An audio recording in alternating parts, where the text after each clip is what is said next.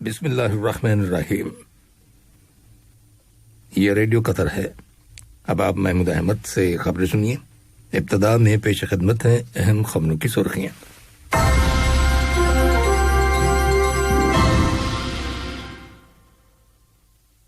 صاحب اسم امیر نے زمبابوے کے صدر کو تعزیت کا برقی پیغام ارسال کیا ہے۔ صاحب اسم امیر کی جانب سے غزہ کی پٹی کے علاقے کے فلسطینیوں کے لیے $360 ملین کی مالی امداد دیے جانے کے اعلان کی فلسطینی عوام نے بھرپور تعریف کی ہے اور اسے گراں قدر قرار دیا ہے۔ صحت، داخلہ اور تجارت و صنعت کی وزارتوں نے ملک کے اندر کرونا وائرس کی تازہ ترین صورتحال پر بحث کے لیے ایک مشترکہ پریس کانفرنس کا اہتمام کیا ہے، جو قطر ٹیلی ویژن پر آج رات 9 بجے ٹیلی کاسٹ کی جائے گی۔ اور میانمار میں فوجی بغاوت کے بعد سول نافرمانی کی تحریک شروع ہو جانے کی اطلاع ملی ہے۔ یہ تھیں اہم خبروں کی سرخیاں، اور اب سے چند لمحوں بعد تفصیل سے خبریں نشر کی جائیں گی۔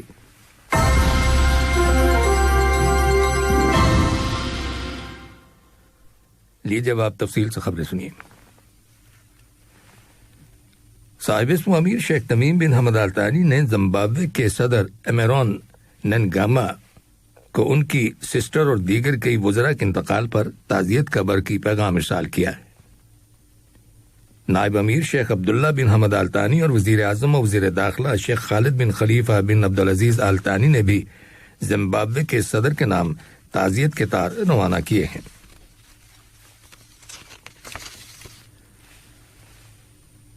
جمہوریہ سوڈان کی خود مختار عبوری کونسل کے نائب صدر محمد حمدان ڈیگلو نے، جنہوں نے حال ہی میں قطر کا 3 روزہ دورہ کیا تھا، اپنے ایک بیان میں صاحب اسم امیر شیخ تمیم بن حمد آل ثانی کا شکریہ ادا کرتے ہوئے کہا ہے کہ قطر کی قیادت کے ساتھ ان کے مذاکرات انتہائی کامیاب رہے، جن کے دونوں ممالک کے مستقبل کے تعلقات پر مثبت اثرات مرتب ہوں گے۔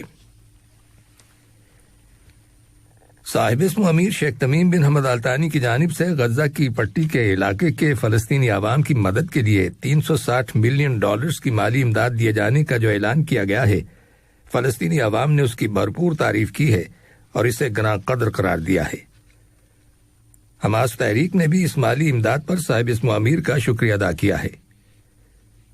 فلسطین میں قطر کے سفیر اور غزہ کی عصر نو تعمیر کے لیے قائم کی گئی قطری کمیٹی کے صدر سفیر محمد علی مادی کے ساتھ ملاقات میں حماس کے اعلیٰ اہلکاروں نے کہا ہے کہ وہ ریاست قطر کی جانب سے فلسطینی عوام کے لیے مسلسل مالی امداد کو قدر کی نگاہ سے دیکھتے ہیں۔ واضح رہے کہ قطر کی حکومت علاقے میں انتہائی اہم منصوبوں پر کام جاری رکھے ہوئے ہے۔ ان میں انفراسٹرکچر، سڑکوں کی تعمیر، بجلی کی فراہمی، صحت کے شعبے اور دیگر انسانی امداد کے لیے پروجیکٹس شامل ہیں۔ قطری کمیٹی کل جمعرات کے دن سے غزہ کی پٹی کے 1 لاکھ خاندانوں میں نقد امداد دینے کا کام شروع کرے گی۔ قطر کی شورا کونسل کے اسپیکر اور بدعنوانی کے خلاف پارلیمانی ممبران کی عالمی تنظیم کے سربراہ احمد بن عبداللہ بن زید ال محمود کی صدارت میں تنظیم کی ایگزیکٹو کمیٹی کا اجلاس منعقد ہوا ہے۔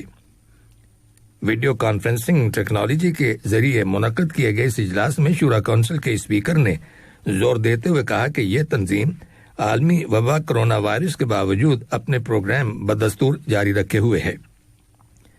انہوں نے کہا کہ وہ اپنی مدت صدارت کے دوران اس تنظیم کے پروگراموں کو عملی جامہ پہنانے کے لیے کوششیں جاری رکھیں گے۔ انہوں نے کہا کہ عالمی سطح پر بدعنوانی کے خلاف جنگ میں یہ تنظیم بنیادی رول ادا کر رہی ہے۔ انہوں نے بتایا کہ بدعنوانی کے خلاف پارلیمانی ممبران کی عالمی تنظیم کا آفس دوحہ میں تیار ہو گیا ہے، جس کے باقاعدہ افتتاح کے بعد تنظیم کے سیکریٹریٹ کو بھی جلد ہی دوحہ شفٹ کر دیا جائے گا۔ مذکورہ اجلاس میں رواں سال 2021 اور سن 2022 کے لیے تنظیم کی اسٹریٹجی اور لاہ عمل اور اقوام متحدہ اور بین الاقوامی پارلیمانی یونین کے تعاون سے ہونے والی مشترکہ سرگرمیوں کا جائزہ لیا گیا۔ وزیر مملکت برائے امور خارجہ سلطان بن سعد المریخی سے آج صبح قطر کے دورے پر آئے ہوئے قزقستان کے وزیر خارجہ الماس ایدروف نے ملاقات کی، جس کے دوران 2 طرفہ تعلقات اور باہمی دلچسپی کے امور زیر بحث آئے۔ وزیر مملکت برائے امور خارجہ سلطان بن سعد المریخی کو آج صبح عوامی جمہوریہ بنگلہ دیش کے وزیر خارجہ محمد شہریار عالم کی جانب سے ٹیلی فون کال موصول ہوئی۔ گفتگو کے دوران دونوں ملکوں کے تعلقات زیر بحث آئے اور باہمی دلچسپی کے متعدد معاملات کے بارے میں تبادلہ خیال کیا گیا۔ قطر کی مسلح افواج کے chief of staff lieutenant general pilot Ghanim bin Shaheen Al Ghanim کو خطے میں امریکی سینٹرل کمانڈ کے کمانڈر جنرل کرس میکنزی کی جانب سے ٹیلی فون کال موصول ہوئی ہے، جس کے دوران ملٹری کے شعبے میں دو طرفہ تعلقات اور انہیں مزید فروغ دینے کے وسائل کے بارے میں تبادلہ خیال کیا گیا۔ میڈیا سٹی آف قطر نے دنیا کی میڈیا نیٹ ورک سے تعلق رکھنے والی شہرت یافتہ ایجنسی یورو نیوز کے ساتھ ایک اسٹریٹجک پارٹنرشپ کے معاہدے پر دستخط کیے ہیں۔ یہ معاہدہ دنیا کے بڑے میڈیا نیٹ ورکس کو قطر میں اٹریکٹ کرنے کے لیے میڈیا سٹی کی کوششوں کے حوالے سے ایک اہم سنگ میل کی حیثیت رکھتا ہے۔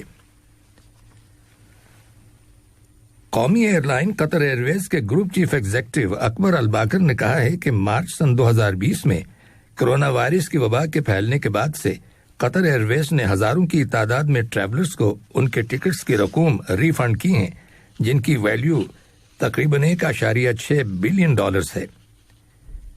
اپنے ایک بیان میں اکبر الباکر نے یقین دلایا ہے کہ ایئر فیئرز میں اضافہ نہیں کیا جائے گا۔ عام حالات میں جو کرائے تھے مسافروں سے وہی لیے جائیں گے۔ انہوں نے مزید کہا ہے کہ قطر ایئر ویز ملازمت سے نکالے گئے اسٹاف کو دوبارہ بھرتی کرے گی، کیونکہ ایئر لائن مستقبل میں اپنے نیٹ ورک کو پھیلانے کا ارادہ رکھتی ہے۔ یہ خبریں ریڈیو قطر سے نشر کی جا رہی ہیں۔ وزارت صحت نے کہا ہے کہ ملک کے اندر کرونا وائرس کے 396 نئے کیسز رجسٹر کیے گئے ہیں، جن میں سے 353 کا تعلق مقامی کمیونٹی سے ہے، جبکہ 43 افراد حال ہی میں بیرون ملک سے دوحہ واپس آئے ہیں۔ وزارت صحت نے کرونا وائرس کے مزید 191 مریضوں کے صحت یاب ہو جانے کی بھی تصدیق کی ہے، اور یوں شفا پانے والے افراد کی مجموعی تعداد 1,46,300 ہو گئی ہے۔ اسی دوران میں اتھارٹیز نے وائرس کے بڑھتے ہوئے کیسز کو کنٹرول کرنے کے لیے ضروری اقدامات کیے ہیں، لیکن اس کے ساتھ ہی کمیونٹی ممبران پر زور دیا گیا ہے کہ وہ احتیاطی تدابیر پر سختی سے عمل کرتے ہوئے وائرس پر قابو پانے میں حکومت کے ساتھ تعاون کریں۔ اس سلسلے میں وزارت صحت، وزارت داخلہ اور وزارت تجارت و صنعت نے ایک مشترکہ پریس کانفرنس کا اہتمام کیا ہے، جو قطر ٹیلی ویژن پر آج رات 9 بجے ٹیلی کاسٹ کی جائے گی۔ کانفرنس کے دوران ملک کے اندر کرونا وائرس کی تازہ ترین صورتحال پر بحث ہوگی۔ کرونا وائرس کی عالمی سچویشن کے حوالے سے فلسطینی اتھارٹی نے مقبوضہ مغربی کنارے کے علاقے میں کووڈ ویکسینیشن کا سلسلہ شروع کر دیا ہے۔ فلسطینی اتھارٹی کا کہنا ہے کہ اسے اسرائیل سے ویکسین کی 2000 ڈوزز حاصل ہوئی ہیں۔ یہ ڈوزز ان 5000 شاٹس کی پہلی کھیپ ہے جس کے دینے کا وعدہ اسرائیل نے کیا ہے۔ بھارت کی حکومت کا کہنا ہے کہ دارالحکومت نئی دہلی کی 20 ملین کی آبادی کے 50% سے زیادہ لوگ کرونا وائرس سے متاثر ہو چکے ہیں۔ بھارت میں کووڈ 19 کے 10.8 ملین کیسز رپورٹ ہوئے ہیں۔ ایک رپورٹ کے مطابق برطانیہ کے ریسرچرز کا کہنا ہے کہ آکسفورڈ اسٹرازینیکا کووڈ 19 سے وائرس کی ٹرانسمیشن کو کم کرنے میں کسی حد تک مدد ملی ہے، لیکن اس بیماری کی شدت کو کم کرنے میں یہ ویکسین زیادہ مؤثر نہیں ہے۔ چنانچہ بیلجیم نے دیگر یورپی ممالک کی طرح عمر رسیدہ لوگوں کو یہ ویکسین نہ دینے کا فیصلہ کیا ہے۔ بیلجیم کے وزیر صحت کا کہنا ہے کہ یہ ویکسین صرف 55 سال سے کم عمر کے لوگوں کو دی جائے گی۔ افغانستان میں تعینات معاہدہ شمالی اوقیانوس کی تنظیم نیٹو کے افسران نے کہا ہے کہ طرفین کے درمیان امن معاہدے کی روح سے اس سال مئی کے مہینے میں انخلاء کی ڈیڈ لائن کے بعد بھی نیٹو کی افواج افغانستان میں تعینات رہیں گی۔ اس اعلان کے بعد امریکہ اور طالبان کے مابین کشیدگی میں اضافہ ہونے کا خدشہ پیدا ہو گیا ہے۔ طالبان غیر ملکی فوج کا مکمل انخلاء چاہتے ہیں۔ یاد رہے کہ گزشتہ سال فروری میں کئی مذاکرات کے بعد امن معاہدے پر دستخط کیے گئے تھے، جس کے تحت امریکہ نے جیلوں میں بند طالبان جنگجوؤں کی رہائی اور رواں سال مئی تک افغانستان سے امریکہ اور اتحادی افواج کی مکمل واپسی پر اتفاق کیا تھا۔ میانمار میں فوجی بغاوت کے بعد سول نافرمانی کی تحریک شروع ہو جانے کی اطلاع ملی ہے۔ اس تحریک میں نوجوان، میڈیکل سٹاف اور طالب علم آگے ہیں۔ رائٹر خبر رساں ایجنسی کی رپورٹ کے مطابق ملک میں 70 ہاسپٹلز کے عملے نے مارشل لا کے نفاذ کے خلاف احتجاج کرتے ہوئے اپنا کام چھوڑ دیا ہے۔ یاد رہے کہ میانمار کی فوج نے گزشتہ پیر کے روز اقتدار پر قبضہ کر کے مارشل لا کے نفاذ کا اعلان کیا تھا اور ملک کی لیڈر آنگ سان سوچی اور حکمران سیاسی جماعت کے درجنوں رہنماؤں کو حراست میں لے لیا تھا۔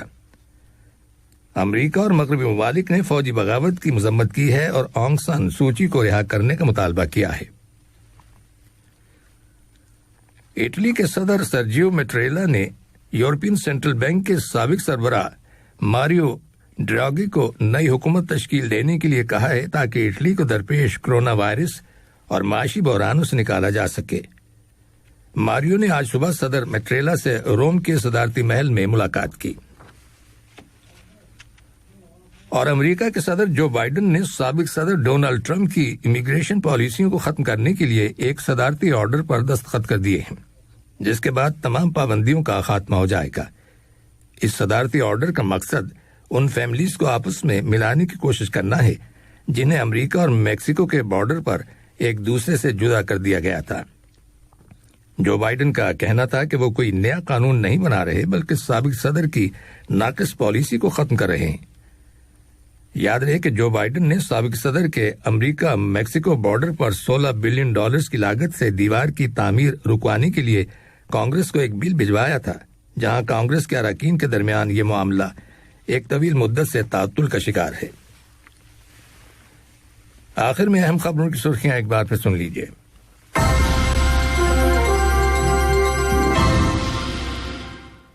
صاحب اسم امیر نے زمبابوے کے صدر کو تعزیت کا برقی پیغام ارسال کیا ہے۔ صاحب اسم امیر کی جانب سے غزہ کی پٹی کے علاقے کے فلسطینیوں کے لیے $360 ملین کی مالی امداد دیے جانے کے اعلان کی فلسطینی عوام نے بھرپور تعریف کی ہے اور اسے گراں قدر قرار دیا ہے۔